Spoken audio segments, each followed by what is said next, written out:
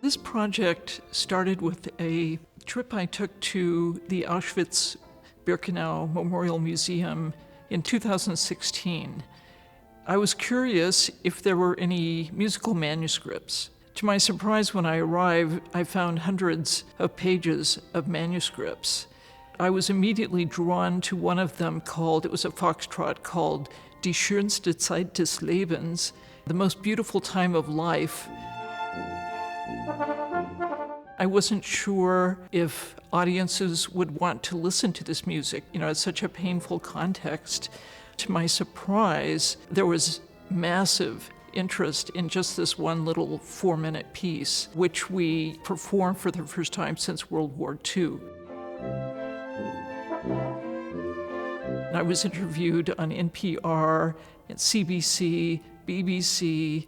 There was an article by Jeff Karub, who's an AP reporter, and it appeared in 1,100 news sources in 22 countries.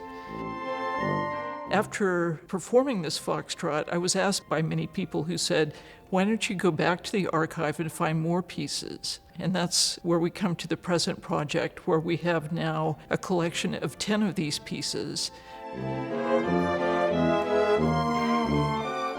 We're very excited about the concerts we're going to be doing. So we start out with a concert in Ann Arbor.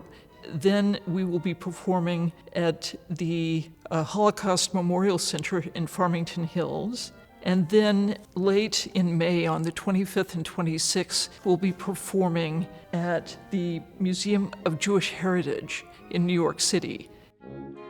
It's been a real pleasure for me to work with Oriel Sans, who is now at the University of Wisconsin, to watch him shape these pieces into something that sounds really very beautiful. And they are very beautiful and highly expressive pieces.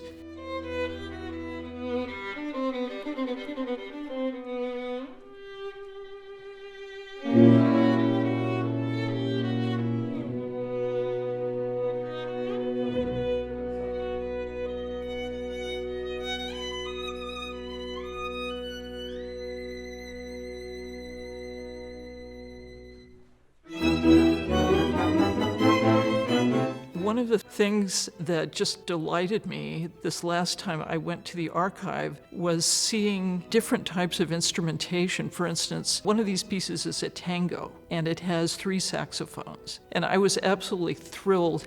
I was incredibly surprised that the saxophone was even involved in all of this music. The saxophone was viewed by the Nazi Party as a sort of degenerate instrument, inseparable and completely intertwined with African American culture and jazz. I was completely shocked to hear that it was even allowed in concentration camps.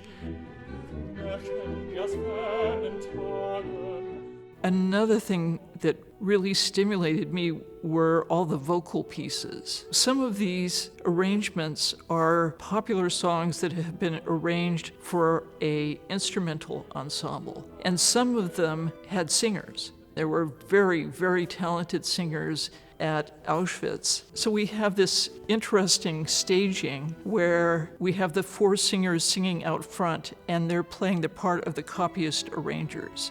The singers, we represent the copyists sitting at a desk, working through this music together, listening to the orchestra, and in between movements, sharing moments of testimony. When you hear the testimonies of these prisoners, it makes a lot more sense. Even one line, for instance, like I'm going to read one of the lines that one of our vocalists is going to say, "I wrote to my family to send me my violin." And then he quotes a letter.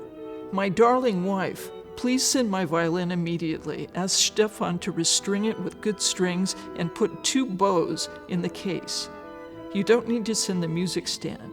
Greetings and kisses, your loving Heinrich, January 14th, 1941. That line, in just a general context, it sounds fairly neutral, but in the context of somebody writing home to their wife and asking them to send a violin to a concentration camp, it's got a completely different meaning. As we get further and further away from a moment like this in history, we start to lose the firsthand accounts. We start to lose the witnesses who can speak to it in real time in their own words. Thanks to the curiosity of Dr. Hall, we're able to breathe life into pieces that haven't been even heard by anyone else that was outside of that camp. This is a way we keep those people and their stories alive.